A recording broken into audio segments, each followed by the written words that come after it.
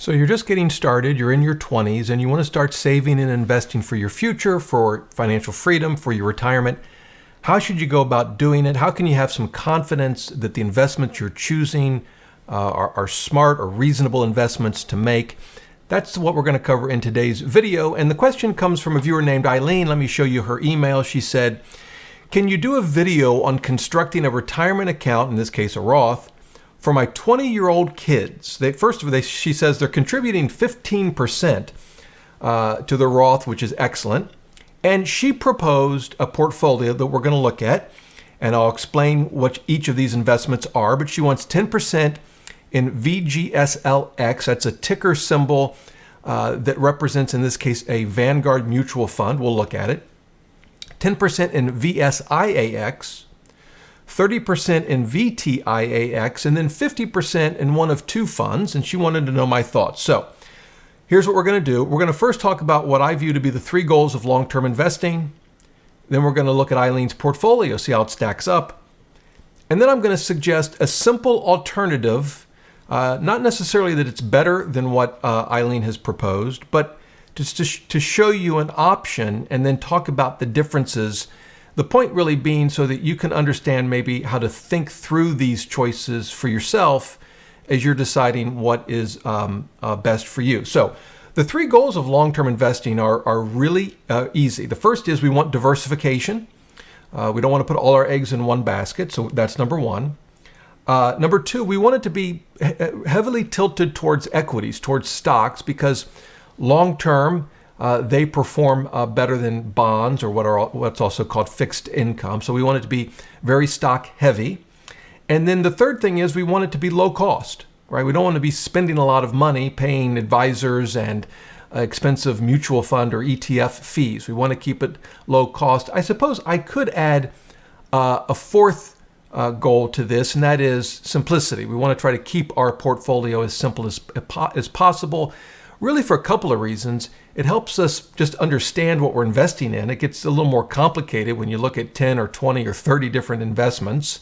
But also it's just easier to maintain the simpler the investment portfolio is. So those are the basic goals. Now, let's take a look at Eileen's portfolio and how her suggested portfolio stacks up to those goals. I will say just initially, it's a simple portfolio. It's just 4 funds. It's not too complicated. So it certainly meets that goal. Now, how can we go about understanding her portfolio? Well, the first thing we could do is look at each individual investment. So we could literally just take this ticker, VGSLX, and Google it. So I've done that. I just put VGSLX into Google, and it shows us right away. It's a Vanguard real estate index fund called Admiral Shares, and it invests in real estate. It takes your money if you invest in this fund, and spreads it out across a number of what are called REITs, real estate investment trusts, that invest in all kinds of real estate. Think office buildings, shopping malls, even like cell towers, right? Maybe even storage units and that kind of property. So invest in a lot of different properties. And we could do that for each one of these tickers. What I decided to do was to actually create them in Empower. Empower is a free tool that I've used for many years that allows you to track your investments. I'll leave a link to it below the video. And this is a demo version. And I manually entered her portfolio right here. I called it Invest 20. Now, what I did for these funds here, she said 50% in either of these 2 funds. VTSAX is the one that I chose, and we can see it's right here. It's a fund that just invests in the total U.S. stock market. So it invests in about 3,500 stocks here in the U.S., meaning companies headquartered in the U.S. The other one she mentioned, VVIAX, is a similar fund that tilts towards value. Let me just show you that fund briefly.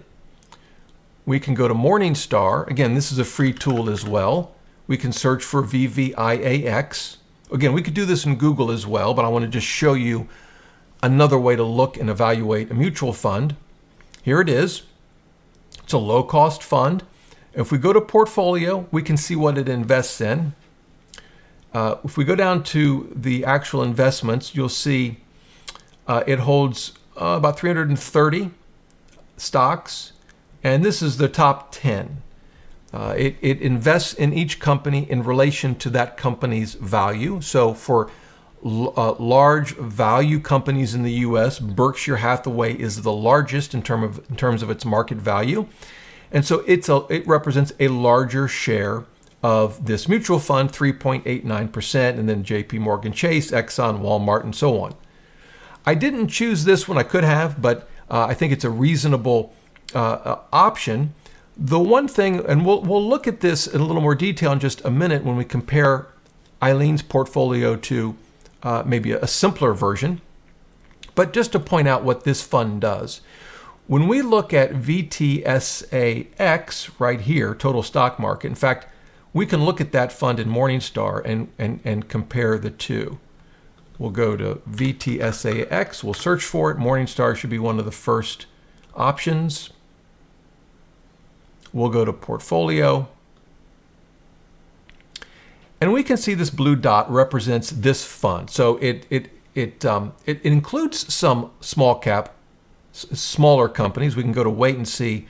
It includes about 8% of the fund in small companies, about 15%, or I guess 19% in mid-sized companies. But most of the fund is in large companies. And so when we look at what Morningstar calls their map, when we do a sort of a weighted average of all of the companies in this fund, they're large companies, and they're what's called blend. So we have growth, blend, and value. Growth would be companies that are growing their revenue and hopefully their earnings very quickly. Think tech companies. Value companies are companies that, they may not be growing as fast, but they're also not as expensive compared to their earnings. And that raises a big question. All right, well, what's better, growth or value? And should we make a bet on which one we think is going to do better? Now, in the case of picking VVIAX, if I had picked that one to include in Empower, effectively what I would have been saying is, hey, I think value is going to do better. I'm willing to place a bet that value does better than growth over whatever period of time I'm investing. If I pick VTSAX, what I basically am saying is, I don't want to bet. No, thank you. I'll leave the gambling to someone else.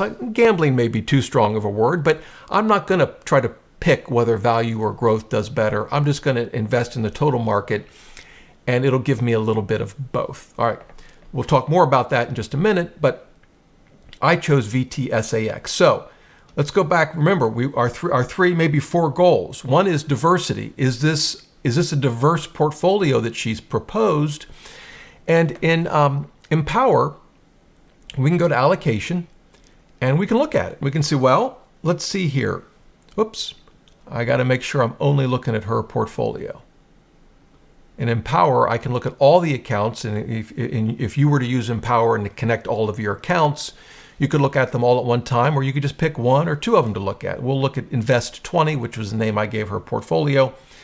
So we'll notice there are no bonds, right? This tells us international bonds, 0. U.S. bonds, 0. There's a little bit of cash, about 1%. Whoops, let me make sure you can see all of this. Take my picture away. There's about 1% because just about every ETF or mutual fund holds some amount of cash. So first of all, question one, is it okay not to hold bonds? Well, when you've got 30, 40, 50 years, I think it is. I always tended to have about 10% in bonds, but I certainly don't think in your 20s, a 100% stock portfolio is unreasonable. Some would actually say it's the best option. You just have to keep in mind, you should be prepared to lose 50% at any given time when the markets really have problems like they did, if we go back to 08 and 09, or maybe when the tech industry crashed in 2000, 2002. It's always recovered. Keep that in mind. What the future holds, well, I guess that's anyone's guess. I don't think it's unreasonable. Within the equity or stock portfolio, it's 29%, almost 30% international, 57% stocks. And just over 12% alternatives. What's that? Well, in this case, it's real estate because of that REIT fund that's part of the portfolio. If we drill down into real estate, by the way, this is the REIT fund, but we also get some exposure to real estate through VTSAX, the total U.S. stock market fund, VSIAX, the small cap value fund, and even, you can see it here, maybe in the corner, VTIAX, which is the international fund, gets us a little bit, not much. But the point is, a total stock market portfolio does give you exposure to real estate. In this case, we have some extra exposure because of the investment to VGSLX, but I think we can all agree, yeah, this is a very diversified portfolio, so it meets that goal. Now, what about cost? How expensive is this? Well, we could look at each individual investment. This is VTSAX. We're looking at it in Morningstar. We could come over to the quote tab here. I think it gives us they've changed this. Yeah, here it is, the expense ratio. What does that mean? It's 0.04%. So you would describe that as 4 basis points. 100 basis points would be 1%. This is just 0.04. Very, very inexpensive. In Empower, what we can do is sort of speed up that analysis. We can go to Planning and we can go to Retirement Fee Analyzer. We want to make sure in this case we're only looking at the manual portfolio I set up. So let's get rid of that. It's Invest 20. And you can see overall, it's a weighted average. Our annual fees are just 0.07. Very, very inexpensive. And the nice thing about Empower is it will show you not just the percentage, but how much it will actually cost you over time. Now, in this case, the age of this is a demo account, is 55. If we were to set that to someone in their 20s, which I could do, but I won't, but you would see that it would cost us even more, but still 0.07%. Very inexpensive. So we've got a well-diversified portfolio that's very inexpensive. I think it's a fairly simple portfolio, just 4 funds. Let me make sure we're looking at just this account. Here we go. Just 4 funds. I think it ticks all of the boxes. It is making some bets, so to speak, right? By adding real estate and by adding small cap value. Remember, those 2 asset classes exist in the total U.S. stock market index fund and in the total international stock index fund. What we're effectively doing in this portfolio is saying, I want to add even more exposure. I'm betting that real estate will help my portfolio. So I'm going to overexpose my portfolio, if you will, not by a lot, 10%, but by some. And the same thing with small cap value. Now, I mentioned a simpler alternative. And what this alternative says, I'm going to simplify the portfolio and I'm not going to make those bets. I'm not going to bet on some extra exposure to real estate or some extra exposure to small cap value. And let's first look at what that portfolio would look like, and then we'll talk about the differences. So I'm going to create another manual portfolio in Empower. By the way, with Empower, if I'm using it, I'm going to link my accounts because it updates the share totals as I make new investments, as it keeps track of my dividends and my interest income. And so it allows you to take advantage of all the features of Empower. However, you can create a manual portfolio. Sometimes it's good to do just to test things, to see what a different kind of portfolio might look like. I will tell you that when you first start using Empower, you do have to link at least one account to start. Once you've done that, you can enter manual accounts, and so I'll show you how to do that. So what I did, let me go back. I just clicked this link account button, and this is where you could actually link accounts with, Fidelity, Chase, many different brokers. I'm going to come down here to More, Manual Investment Holding, and I'll give it a name. I'm going to call this Total World Stock Market. We're going to try to invest in just the total global market. Whoops, I can't spell. Here we go. And I'm going to continue. And so here it is. I'm going to add a holding. I'm going to add one. It's VT. VT is an ETF, and it's from Vanguard as well. And you can see here, Vanguard Total World Stock Index Fund. I'll just put in 1,000 shares. The amount doesn't really matter for our purposes. And there it is. Now, this is an ETF. With Eileen's portfolio, we were looking at mutual funds. For the most part, it doesn't matter between the two. There are some differences though, and let me just show you one of them. If we go back to VTSAX, and I want to look at it at Vanguard for just a minute. Here it is. You'll notice there's a minimum investment of $3,000, which if you're just starting out, that may not work for you. The ETF version, however, doesn't have a minimum. And you'll notice here, we can click on this ETF. It happens to be VTI. There's no minimum with an exchange traded fund. And so you can generally find ETF versions of all of Vanguard's mutual funds, or at least the ones we're talking about today. Now with VT, if we look at VT, let's see if we can just search, see how Vanguard's search function works. Here we go, not bad. If we look at VT, here it is at Morningstar, and there's also Admiral shares, a version of this, VTWAX, but again, $3,000 minimum. As a practical matter, that's the primary difference between an ETF and a mutual fund that I think investors that are just beginning really care about, at least if we're talking about the kinds of mutual funds and ETFs that we're looking at here from Vanguard that are very popular, a lot of assets under management. That's probably the most significant difference. You will see some slight expense ratio differences as well. This one's 9 basis points. The ETF version is 6. It's such a small difference, and I wouldn't let that drive the decision probably for the most part, but that's the difference. Okay, back to our portfolio.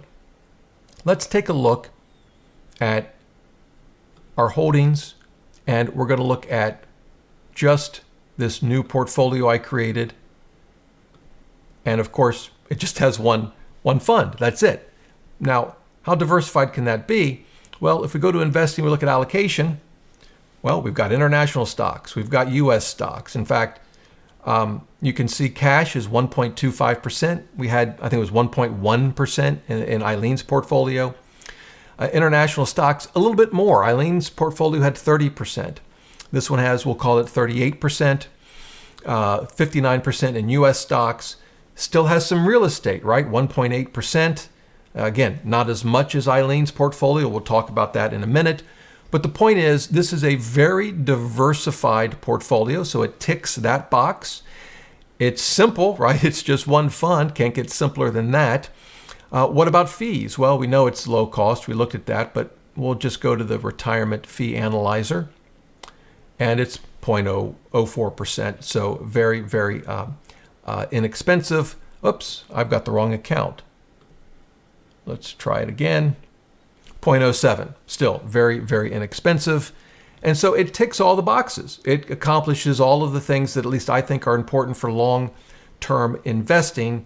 And that then raises the question, well, how do we think about that simple portfolio of just VT versus a somewhat more complicated, but certainly not a complicated portfolio that Eileen suggested? Well, what are the pros and cons? Well, a couple of things. So VT, it's simple, one fund, but it also limits your options to some extent. It decides for you how much is going to go in U.S. stocks and how much is going to go in international stocks. As I showed you, it's got about 37 or 38% in international stocks. If you say, well, Rob, I don't want that much, or I want more, then VT is not going to work for you. You could then split your investments into two funds, right? Total U.S. stock fund that we looked at, VTSAX, and a total international fund. Again, use the one that in Eileen's portfolio, VTIAX, and then you could set the percentages yourself. It's a little more work. You probably want to rebalance between those funds from time to time. Not that much work, but again, just VT would be simpler. With VT, you're not making any bets. You're not betting that real estate will outperform and therefore having 10% allocation to it like Eileen's portfolio did. You're not making an extra bet on small cap value in the US as her portfolio did by adding 10% to that Vanguard small cap value fund. You're just saying, look, I don't want to make bets on whether US is going to do better than international, whether small cap is going to do better than large cap, whether value is going to do better than growth. I don't want to make those bets. I just want to have a total global portfolio. VT does the job. Which one is better? Well, when I started investing 30 years ago, I did a lot. I had a portfolio very similar to Eileen's. I had 10% in real estate. I had 10% in small cap value. In my case, I also had 10% in emerging markets. And then the rest was sort of just a global total portfolio using total US stock fund and a total international stock fund. As I've gotten older, I don't know that I've gotten wiser, but as I've gotten older, I think I've valued simplicity over adding those extra funds.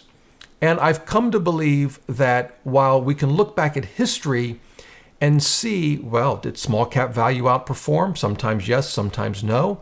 Did real estate improve the performance of our overall portfolio if we added 10% to a REIT fund like Eileen's portfolio does? Well, sometimes yes, sometimes no. What I've come to believe is this, that a portfolio like Eileen's over the long term probably will do just fine, particularly if you stick to it. But at the end of the day, there's no way to know. Will value outperform growth over your investing time horizon? There's no way to know.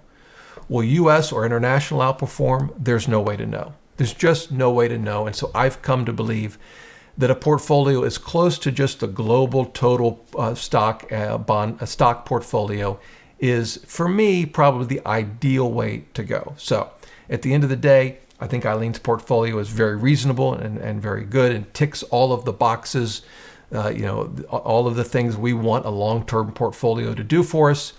My personal preference would be something closer to what VT does. Plus, I love the simplicity. But again, I can't tell you that it'll outperform, which is one of the reasons I tend to stick with it. So that's my take, Eileen. It's a great question. I think your portfolio is eminently reasonable, as would be probably 20 or 30 other alternatives we could come up with. At the end of the day, for me, I think VT is a wonderful portfolio. If you're in a 401k and it doesn't offer it, you can break it into two. The total US stock index fund or S&P 500 index fund, I think, does the trick as well for US stocks, and a total international stock index fund for all of the international companies. That's my take. If you have any questions, of course, leave them in the comments below. Be happy to help you out any way I can. I'll leave links to Empower and Morningstar below the video. And until next time, remember, the best thing money can buy is financial freedom.